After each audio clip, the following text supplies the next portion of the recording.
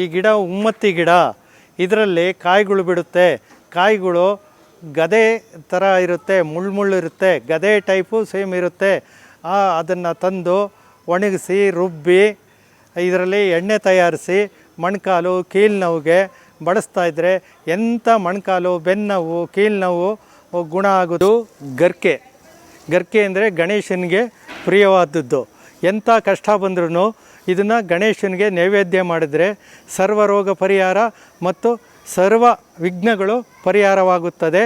ಈ ಗರ್ಕೆ ಹುಲ್ಲನ್ನು ತಗೊಂಬಂದು ಶುದ್ಧಿ ಮಾಡಿ ಪ್ರತಿದಿನ 30 ml ಅಂದರೆ 30 ml ಇದನ್ನು ಕುಡಿತಾ ಬಂದರೆ ರಕ್ತಹೀನತೆ ಮತ್ತು ರಕ್ತ ಶುದ್ಧಿಯಾಗುತ್ತದೆ.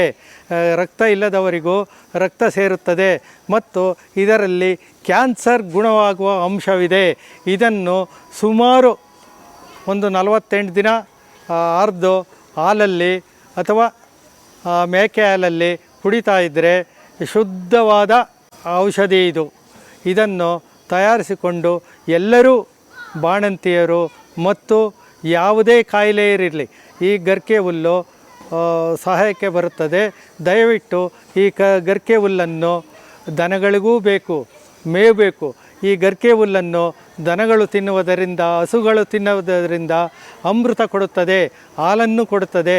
ಅಂಥ ಗರ್ಕೆ ಹುಲ್ಲು, ಅಂಥ ಶಕ್ತಿ ಇದೆ ಈ ಗರ್ಕೆ ಹುಲ್ಲಿಗೆ.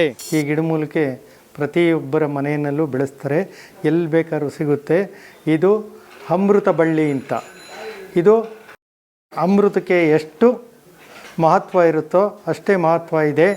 ಇದರಲ್ಲಿ ಮಧುನಾಶಿನಿ ಅಂದರೆ ಸಕ್ಕರೆ ಕಾಯಿಲೆ ಸಹ ಹೋಗುತ್ತದೆ. ಇನ್ನು ಹೆಸರೇ ಅಮೃತ ಬಳ್ಳಿ ಕೇಳಬೇಕಾ?